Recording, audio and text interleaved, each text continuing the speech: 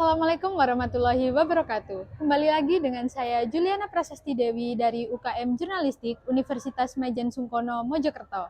Bertepatan dengan Hari Guru tanggal 25 November 2022, di sini saya akan mewawancarai beberapa dosen dari fakultas-fakultas yang ada di Universitas Majen Sungkono Mojokerto.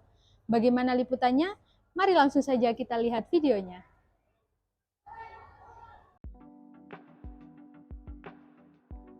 Assalamualaikum warahmatullahi wabarakatuh. Di sini saya Juliana Prasasti Dewi dari UKM Jurnalistik Universitas Majen Sungkono Mojokerto. Bertepatan dengan Hari Guru tanggal 25 November 2022, di sini saya sudah bersama salah satu dosen dari Fakultas Pertanian. Benar ya Bapak? Ya. Jadi saya dengan Bapak siapa? Monggo perkenalan. Perkenalkan, nama saya Dimas Ganda Permana Putra dari Fakultas Pertanian, khususnya jurusan Agribisnis.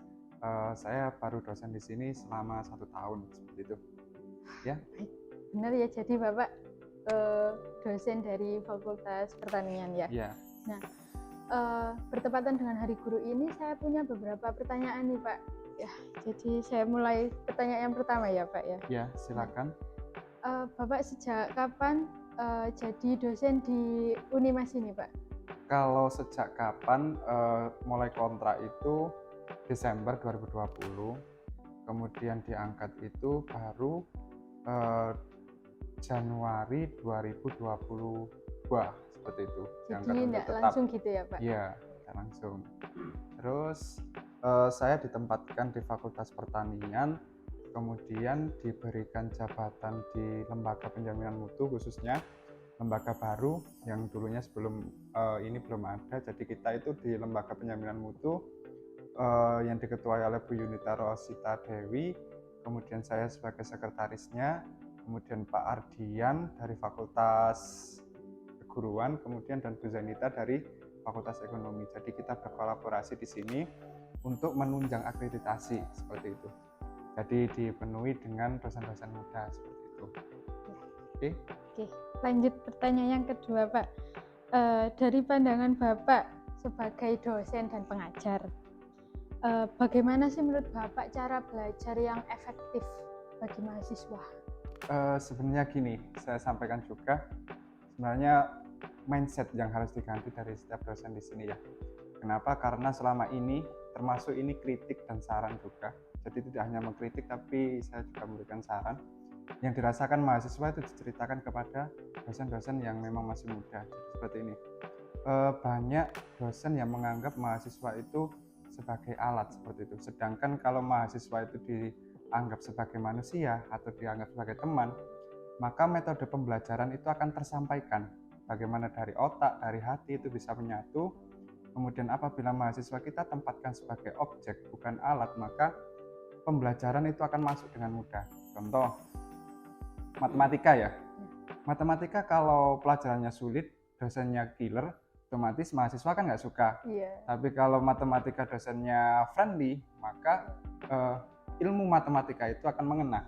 Nah, untuk friendly itu apa? Kita harus mengetahui kebutuhan dari mahasiswa itu apa, kita cukupi di situ.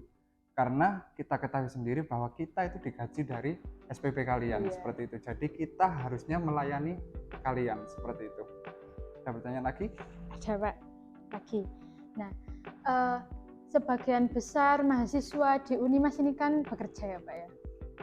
Nah, menurut Bapak itu gimana sih caranya mengatur waktu biar bisa balance antara belajar sama bekerja?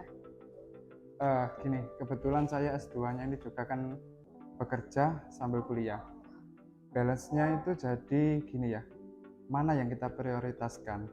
Kita mau melakukan perkuliahan, berarti kita harus izin di perusahaan itu.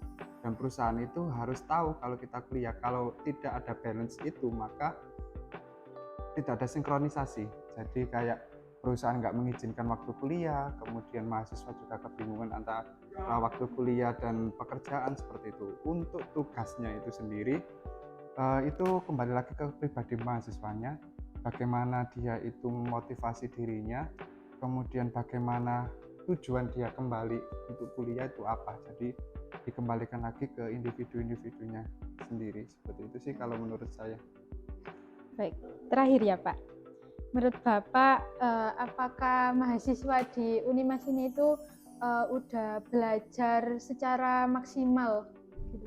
Udah belum? Pak?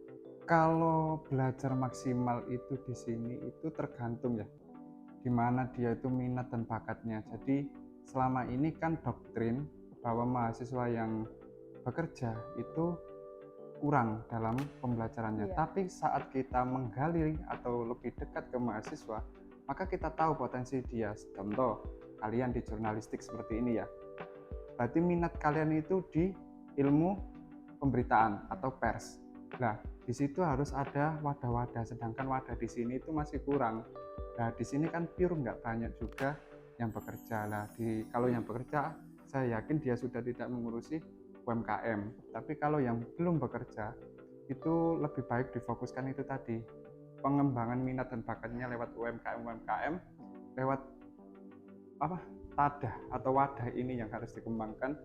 Mana sih kelompok-kelompoknya minat-minat itu, sehingga saat mahasiswa mengajukan ke depan tentang suatu program, maka itu setidaknya ada anggaran atau dana pada UMKM itu dibentuk. Katakanlah 1 tahun ada anggaran untuk UMKM A, 2 tahun lagi untuk UMKM C. Jadi setiap tahun itu ada program setiap UMKM itu atau BEM itu. Jadi tidak satu UMKM itu saja yang dapat dana. Soalnya dia mengajukan banyak program, tapi di skema atau di konsep seperti itu. Jadi setiap tahun ada perkembangan atau pengembangan minat dan bakat dari UMKM itu. Itu sih kalau menurut saya. Oke, terima kasih ya Pak Dimas. Ya, sekian wawancara kita dengan Pak Dimas. Saya akhiri. Wassalamualaikum warahmatullahi wabarakatuh. Waalaikumsalam warahmatullahi wabarakatuh. Assalamualaikum warahmatullahi wabarakatuh. Di sini saya Juliana Prasasti Dewi dari UKM Jurnalistik Universitas Majen Sungkono Mojokerto, bertepatan dengan Hari Guru tanggal 25 November 2022. Di sini saya sudah bersama dengan salah satu dosen dari Fakultas Ekonomi, Bapak Ghazali. Pak Ghazali. Ya. Nah, Bapak, bertepatan dengan Hari Guru ini, saya mau bertanya sedikit ke Bapak beberapa Siap. pertanyaan. Siap. Mulai ya Pak dari Ya. pertanyaan pertama. Sejak kapan sih Bapak ini mulai menjadi dosen di Unimas? Saya ngajar di Unimas sebetulnya sejak tahun 2008. Lama ya Pak ya? Ya, tapi yang masuk di kopertisnya sesuai dengan jabatan fungsionalnya itu 2015. Iya. Terus dari pandangan Bapak sebagai seorang pengajar, bagaimana sih Pak cara belajar yang efektif untuk mahasiswa? Ya, di belajar mahasiswa sebetulnya kan ya mudah, ya. Jadi kalau di tingkat SD, SMP, SMA itu kan beda dengan kuliah. Kuliah itu banyak belajar, mahasiswa harus banyak menggali dari ilmu di luar daripada yang diberikan oleh dosen. Nah, ketika ada tugas-tugas dan lain sebagainya itu ya mau dikerjakan, jangan hanya menjaga dosen aja, kan hanya berapa persen aja dari dosen betulnya. Membimbing sifatnya kalau dosen itu ya. Bukan mendidik kayak di SMP SMA ya. Membimbing ya. Selanjutnya Pak, sebagian besar dari mahasiswa Unimas kan bekerja. Nah, menurut Bapak gimana sih caranya supaya bisa membagi waktu antara bekerja dan belajarnya? Ya, sebetulnya Universitas Majen Sungkono sangat menghargai dengan mahasiswa yang bekerja sebetulnya. Tinggal memanage waktunya kan ya. Nah, di sini kan yang sudah 2 tahun ini ada pilihan. Bagi yang kerja ngambil sore, bagi yang kerja malam barangkali bisa ngambil pagi ya. Kemudian yang tidak bisa di sini juga luas seperti halnya UTS seperti ini. UTS nggak bisa, nanti ada susulan ya. Jadi kalau masalah belajar saya kira masih bisa, seperti halnya begini.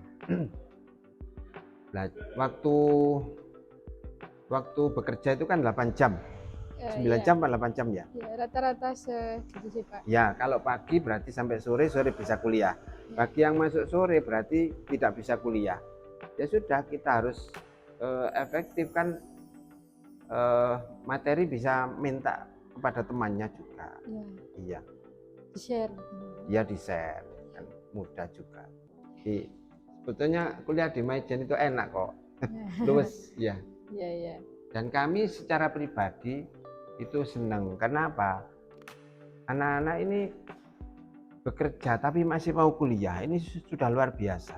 Biasanya kalau sudah kerja nggak mau kuliah karena sudah dapat duit, ya nggak mau kuliah. Nah ini saya sangat apresiasi pada mahasiswa-mahasiswi yang sudah bekerja tapi masih mau kuliah. Makanya kalau saya mengajar seperti itu, saya tidak terlalu apa ya bahasa niku ngetati terlalu nemen lah artinya. Iya, selanjutnya ya Pak. Jadi kan kalau bekerja biasanya tuh kuliahnya entah jadi ndak ini ya. Kalau Bapak sendiri pas ngajar itu kalau ada mahasiswanya yang telat karena bekerja itu gimana? Kalau Bapak sendiri? Saya memahami ketika ada mahasiswa yang telat tapi tetap masuk kan ya, Iya. masuk ya sudah biar masuk, gitu aja. Kenapa masuk harus ditolak? Ya memang kesempatannya seperti itu. Kadang-kadang itu kita ngajar 1,5 jam, tinggal setengah jam masuk, ya sudah itu diterima kan. Nanti masih bisa tanya kepada teman-temannya, ya. Dan materi secara pribadi saya sudah kami berikan materi secara luas dan bisa di copy boleh ya. Terakhir ya Bapak. Iya. Ya. Menurut Bapak apakah mahasiswa di Unimas ini sudah belajar dengan maksimal atau belum sih? Kalau saya mengatakan maksimal itu ya sebetulnya ya terus terang aja ya belum bisa lah secara umum maksimal enggak lah. Karena itu tadi, karena ada di sisi lain juga bekerja, ya. Bekerja. Tapi yang patut dihargai wis bekerja tapi sik gelem kuliah, masih gelem belajar, itu sudah luar biasa. Kalau maksimal saya kira sebagian aja yang maksimal. Oke. Ya. Sudah, terima kasih ya Bapak atas Sama-sama. waktunya. Mohon maaf Sama-sama. mengganggu. Iya. Saya akhiri. Wassalamualaikum warahmatullahi wabarakatuh. Terima kasih. Waalaikumsalam warahmatullahi wabarakatuh. Assalamualaikum warahmatullahi wabarakatuh. Saya Safifa Ajeng Hisdianudung dari UKM Jurnalistik Universitas Maijen Sungkono. Bertepatan pada tanggal 25 November 2022, yaitu hari Guru. Di sini saya sedang bersama salah satu dosen dari Fakultas Hukum. Oke, Bapak bisa memperkenalkan diri terlebih dahulu. Halo, Assalamualaikum warahmatullahi wabarakatuh. Nama saya Dedi Muharman. Saya dosen Fakultas Hukum di Universitas Maijen Sungkono, Mojokerto. Bu? Oke Bapak, di sini saya akan mewawancarai Bapak tentang seputar Hari Guru. Ya. Untuk pertanyaan yang pertama, kalau boleh tahu, Bapak di Universitas Maijen Sungkono ini mengajar di mata kuliah apa? Ya, terima kasih. Saya itu di Maijen Sungkono kalau saat ini ya kalau kamu tanya, Bapak itu mata kuliah apa? Yang saya ajar itu banyak, tapi saat ini saya itu mengajar mata kuliah Logika dan Penalaran Hukum, kemudian Hukum Pidana Khusus untuk semester 5 dan di semester 7-nya Etika Profesi Hukum. Lanjut ke pertanyaan selanjutnya, mengapa Bapak memilih menjadi dosen? Bukankah banyak profesi lainnya yang lebih menjanjikan dari sisi karir dan penghasilan? Ya benar, tapi setiap yang namanya anak bangsa perlu berbakti kepada negara, sebagaimana lagu Padamu Negeri. Jadi karena memang dari awal itu saya sudah terjun, ketika saya SMA saya sudah terjun di dunia pendidikan, dan kemudian ketika kebetulan saya berasal dari kota Medan, dapat istri orang dari Jawa Timur, dan sekarang saya berdomisili di Jombang. jiwa ketertarikan untuk mencerdaskan anak bangsa.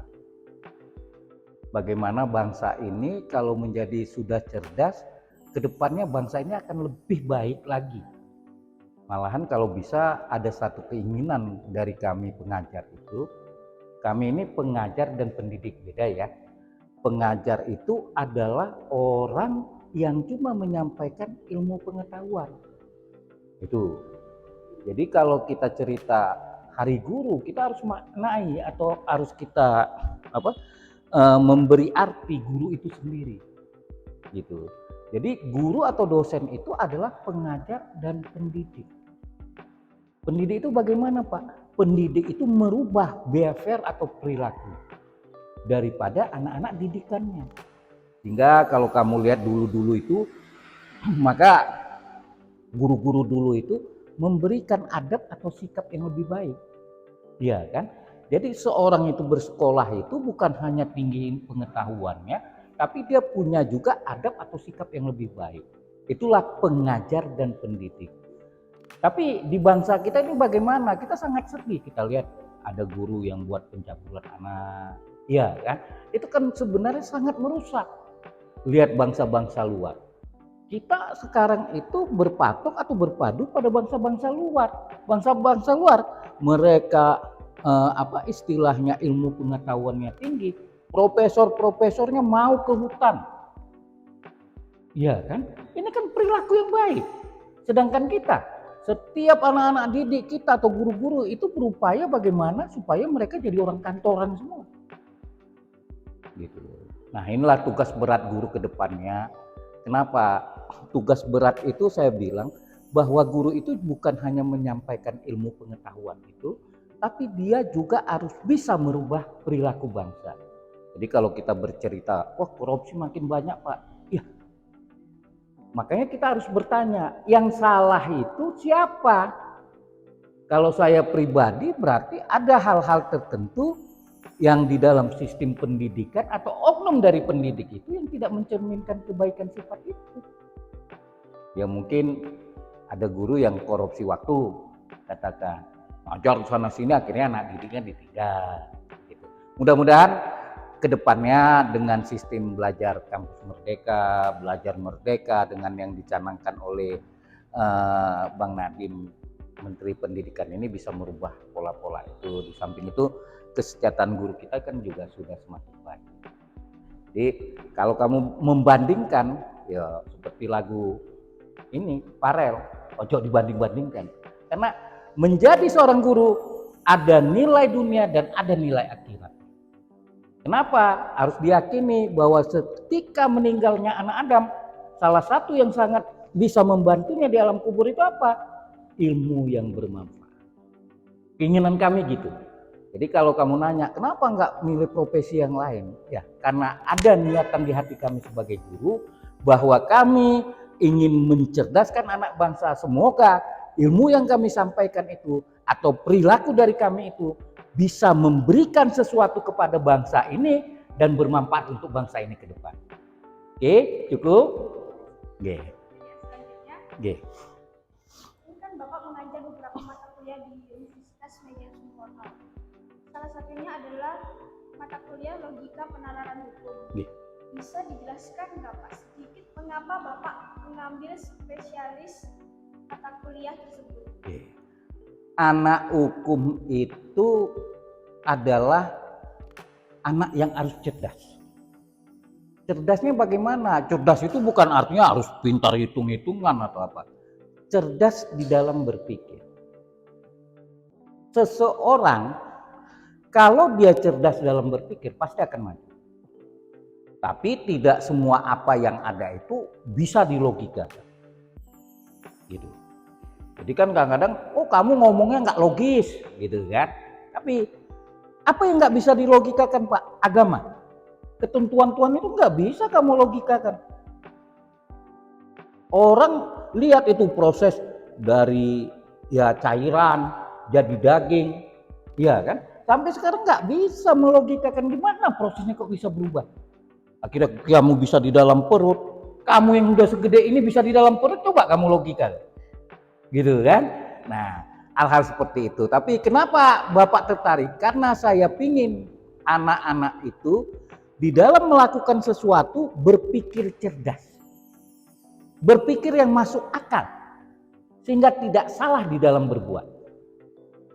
Jadi logika itu harus juga disertai dengan dasar, harus disertai dengan menelusuri.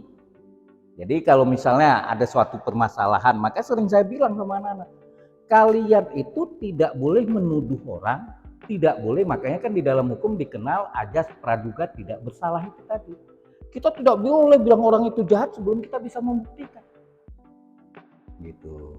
Jadi kenapa tertarik Pak? Karena memang ini ilmu pengetahuan yang akan membuat kalian bermanfaat nantinya di masyarakat.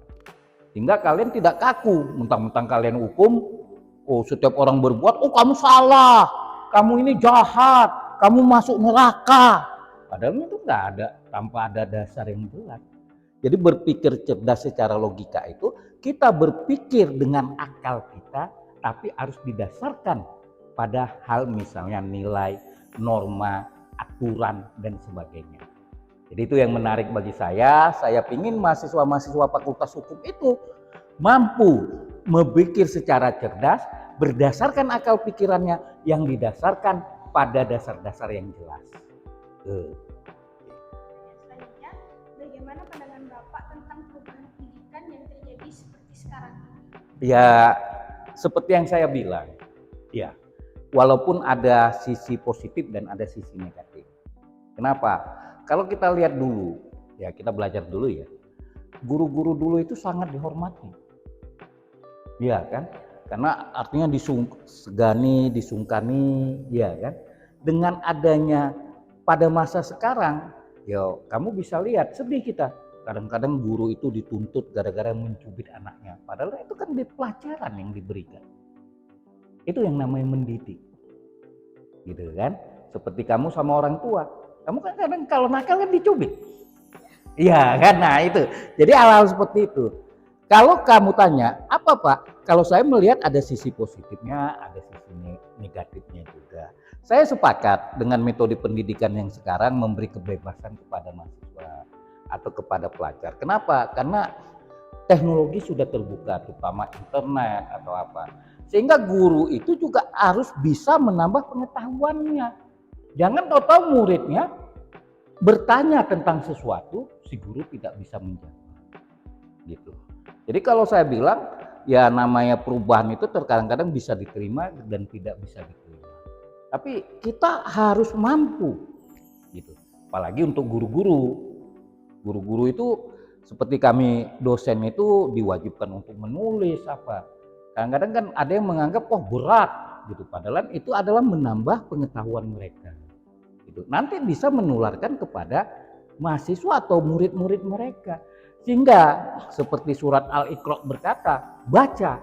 Sehingga anak-anak didik itu atau anak-anak yang belajar itu mau menggali potensi-potensi yang ada. Gitu. Bukan hanya belajar ketika di kelas sudah diajari, udah selesai di rumah diam aja. Gitu. Jadi itulah motivasi yang diajarkan dengan sistem pendidikan bebas sekarang atau pendidikan merdeka itu. Saya rasa mungkin ya cukup baik. Cuma ada kekurangannya mungkin dari segi fasilitas kan. Seperti mungkin internetnya yang kurang atau fasilitas-fasilitas lainnya. Ya juga yang kita sangat sedih adalah guru-guru itu tingkat pendapatannya satu sisi dari tuntut untuk maju, tapi satu sisi tingkat pendapatannya yang terutama di swasta ya. Kalau di negeri saya rasa udah cukup baik. Di swasta itu mereka harus berlomba-lomba gitu. Harusnya ini menjadi perhatian juga dari pemerintah, bagaimana guru-guru itu mengenai kesejahteraannya juga harus ditingkatkan. Satu, agar apa? Supaya meningkatkan ilmu dan pengetahuan dari guru. Oke? Ya. Adakah upaya yang harus dipersiapkan oleh Bapak di dalam proses mengajar? Jika ada, upaya apa saja yang harus dilakukan? Maksudnya gimana? Jadi sebelum mengajar mungkin itu apa ada upaya sebelum melakukan pengajaran? Salah satu yang saya upayakan itu menanamkan nilai-nilai kepada anak. Pertama, sebelum mengajar itu saya membuka pelajaran itu dengan sama-sama kita berdoa supaya apa? Supaya mengingat bahwa kita ini nggak boleh sombong karena kita itu diciptakan. Ada pertanggungjawabannya. Setiap manusia itu akan bertanggung jawab kepada penciptanya. Apapun itu agamanya. Jadi itulah yang saya tanamkan. Kemudian setiap mengakhiri bersyukur. Kenapa bersyukur? Karena kita masih diberi kesempatan untuk apa? Menimba ilmu. Karena ingat, kebetulan saya penganut agama Islam, di dalam agama dikatakan dalam hadis Nabi, orang yang meninggal ketika dia mengejar ilmu itu surga dijanjikan. Begitu. Jadi kalau saya itu mencoba mengkombin pengetahuan yang modern itu dengan nilai-nilai agama. Untuk apa? Untuk menghindari kesombongan manusia. Kalau manusia dengan pengetahuannya sudah sombong, padahal pengetahuannya atau ilmunya itu tidak sebanding dengan Tuhan. Coba kamu bisa pikirkan gimana Nabi Musa yang laut dibelah sama Tuhan. Pernah nggak ahli-ahli kita bisa berpikir gimana itu laut bisa belah? Gitu. Kemudian kamu bisa lihat di Al-Quran sudah disebut bahwa ada pertemuan antara dua air, yang satu rasanya asin, yang satu rasanya tawar. Itu kan sudah ditemukan. Kemudian ada di bawah yang satu panas, yang satu dingin. Gitu. Jadi itulah yang saya tanamkan dengan nilai agama itu, mereka juga menyadari bahwa kami atau saya sebagai orang yang punya ilmu pengetahuan, sebagai manusia yang punya kekurangan, yang utuh atau yang memang maha itu cuma yang di atas sebagai pencipta kita. Itu yang saya lakukan. Oke? Pertanyaan yang Terakhir. pengalaman suka dan duka Bapak yang paling berkesan selama menjadi dosen. Nah, kalau ditanya apa Pak dukanya, saya rasa seorang guru itu tidak ada dukanya. Ya, karena kalau kita cerita duka aja, kita tidak akan menjadi pendidik yang profesional. Ya, jadi kalau saya merasa, ya kita menjalankan profesi ini dengan suka aja. Nah, terutama apabila nanti anak-anak didik kita itu menjadi, ya artinya bermanfaat lah bagi masyarakat. Bukan bermanfaat bagi masyarakat itu artinya menjadi pejabat, bukan itu. Tapi mereka bisa menerapkan ilmu mereka, bisa menjalankan profesi mereka dengan baik dan benar. Jadi itu yang saya rasa. Kalau kamu tanya dukanya, mungkin kita nggak usah bercerita dukanya. Kalau kita bercerita dukanya, banyak nantinya. Artinya banyak koreksian. Tapi kayak saya sebagai pribadi lebih senang menceritakan suka kita. Kita suka ketika murid-murid kita bisa, ketika murid-murid kita menjadi orang yang bermanfaat, ya. Jadi saya garis bawahi orang yang bermanfaat itu bukan hanya jadi pejabat, gitu. Artinya bisa merubah tatanan masyarakat ini menjadi tatanan yang lebih baik, minimal di keluarganya sendiri. Ya, jadi itu yang saya rasakan sebagai dosen. Saya lebih merasakan lebih banyak sukanya saya rasakan. Ketika anak-anak murid saya, oh Pak saya udah di sini, gitu. Ada kebanggaan kita. Karena ada kontribusi kita bagi mereka. Itu tadi yang saya bilang, menjadi ilmu yang bermanfaat itu tadi. Jadi pesan Nabi sampaikan walaupun satu ayat. Jadi pengertiannya itulah tugas kita. Oke? Ada lagi? Terima kasih telah Ya. memberikan waktunya Bapak. Oke. Sekian dari saya. Terima kasih.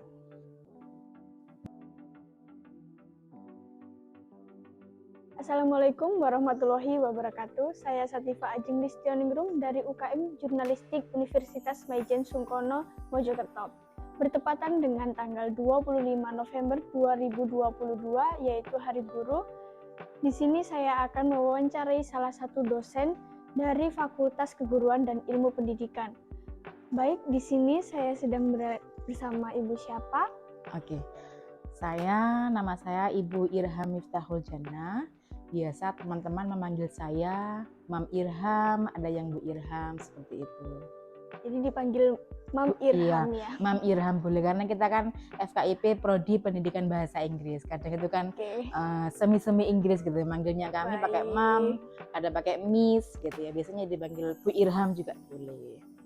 Kalau gitu saya panggil Mam Irham aja. Iya, monggo silakan. Oke, Mam. Bertepatan dengan Hari Guru, saya akan mewawancarai dengan beberapa pertanyaan. Untuk pertanyaan yang pertama, sejak kapan Mam menjalani profesi sebagai dosen di Universitas Majen Sungkono Mojokerto? Oke, baik.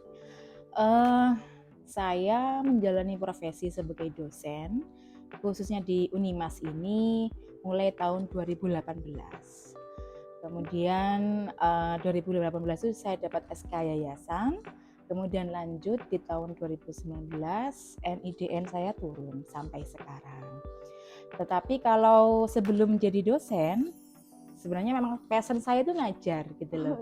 Saya pernah jadi tutor, pernah, atau misalkan menjadi guru di les-lesan itu pernah. Itu setelah saya lulus SMA itu sudah sering ngajar gitu. Jadi saya tuh seneng ngajar. Jadi memang passion saya di situ. Tapi secara resmi menjadi dosen itu mulai tahun 2018. Oke, baik. Lalu bagaimana perasaan Mam saat pertama kali menjalani profesi sebagai dosen di Unimas ini? Memang menjadi dosen itu belum pernah saya bayangkan ya. Kalau ditanya cita-cita, saya memang bercita-cita ingin jadi guru. Tapi nggak sampai menjadi dosen, walaupun dosen juga sebagai guru ya kan. Nah, saya ketika awal pertama kali diminta untuk mengajar di sini, sempat kayak kaget gitu, ya Allah, bagi saya ini anugerah yang sangat terindah, saya diberikan kesempatan menjadi seorang dosen. Nah, di situ.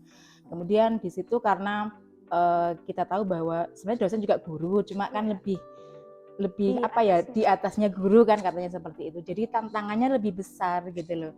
Nah, yang diajar itu kan tidak siswa tapi mahasiswa. Nah, di situ saya harus bisa memposisikan diri, jadi ilmu-ilmu yang harus saya ajarkan kepada mahasiswa itu juga harus selalu saya upgrade. Nah, seperti itu. Jadi awalnya juga shock, kaget gitu, tapi ya alhamdulillah ternyata diberikan kesempatan oleh Majen Sungkono untuk bisa menjadi dosen di sini gitu. Baik.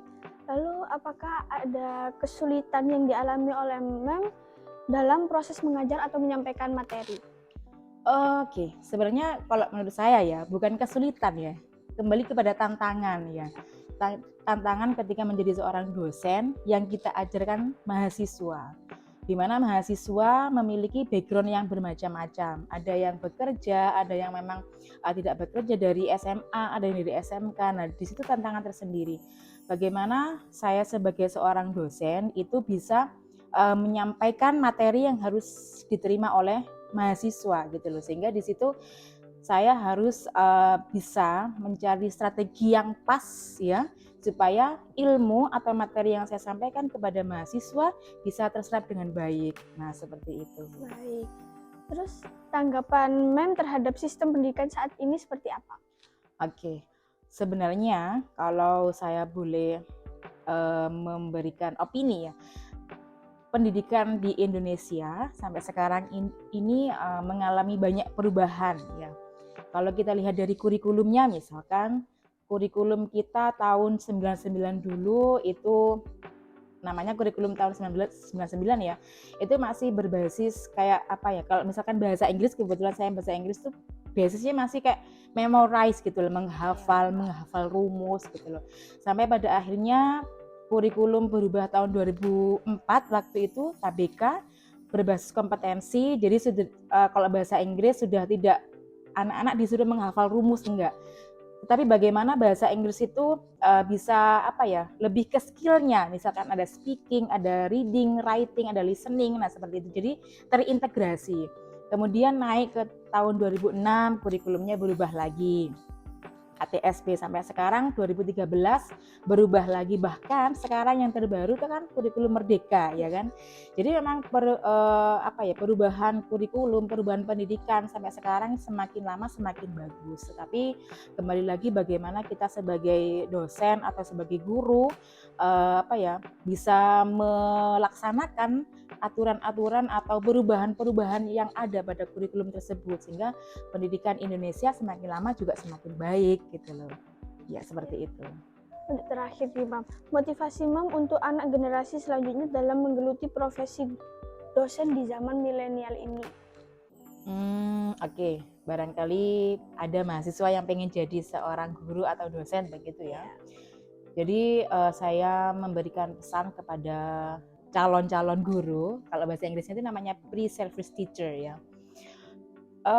Ketika nanti menjadi guru, yang pertama niatnya harus kuat. Jadi ketika kita menjadi guru, niatkan bahwa kita itu mengamalkan ilmu, jangan mencari feedback. Saya jadi guru nanti gajinya gimana, enggak. Yang penting kita luruskan niat dulu, kita amalkan ilmu dulu dengan ikhlas, pasti nanti akan ada kembalinya gitu loh, pasti itu. Nah kemudian selanjutnya juga ketika menjadi guru harus tetap semangat ya, walaupun misalkan ketika kita mengajar nanti menghadapi mahasiswa atau siswa yang bandel atau yang agak susah diatur, itu jangan patah semangat, itu memang tantangannya gitu loh. Nah ketika menghadapi seperti itu, cari strategi-strategi bagaimana sih menjadi pengajar yang baik. Nah banyak sekali buku-buku atau referensi yang bisa kita gunakan. Jadi untuk generasi muda nanti yang memang pengen terjun ke dunia pendidikan, pengen jadi dosen, pengen jadi guru, ingat guru atau dosen itu adalah pahlawan tanpa tanda jasa. Jadi jangan ragu untuk menjadi seorang guru atau menjadi seorang dosen. Nah, saya sedikit promo boleh ya? Boleh, Ya. silahkan. Kebetulan karena kami di Universitas Majen Sungkono di Fakultas Keguruan dan Ilmu Pendidikan ada prodi kami atau program studi pendidikan bahasa Inggris. Nah, bagi teman-teman sekalian yang pengen jadi guru atau saya nggak pengen jadi guru tapi saya suka bahasa Inggris, silahkan bisa join bersama kami di Universitas Majen Sungkono. Pasti sudah tahu semua kan, ada di Jalan Irian Jaya di Perumahan Gatul. Nah nanti teman-teman kalau pengen jadi guru, pengen jadi translator bisa, pengen jadi programmer khususnya untuk pendidikan misalkan bisa. Nah silakan gabung bersama kami FKIP Universitas Majen Sungkono Mojokerto. Baik Mam, terima kasih telah meluangkan waktunya untuk saya wawancarai dalam Hari Guru. Baik teman-teman, jangan lupa gabung di FKIP Universitas Majen Sungkono. Sekian dari saya, terima kasih. Itu tadi liputan dari UKM Jurnalistik Universitas Majen Sungkono Mojokerto yang bertepatan pada Hari Guru tanggal 25 November 2022. Selamat Hari Guru untuk semua guru yang ada di Indonesia. Saya Juliana Prasasti Dewi, mohon pamit. Nantikan liputan-liputan kami selanjutnya. Wassalamualaikum warahmatullahi wabarakatuh.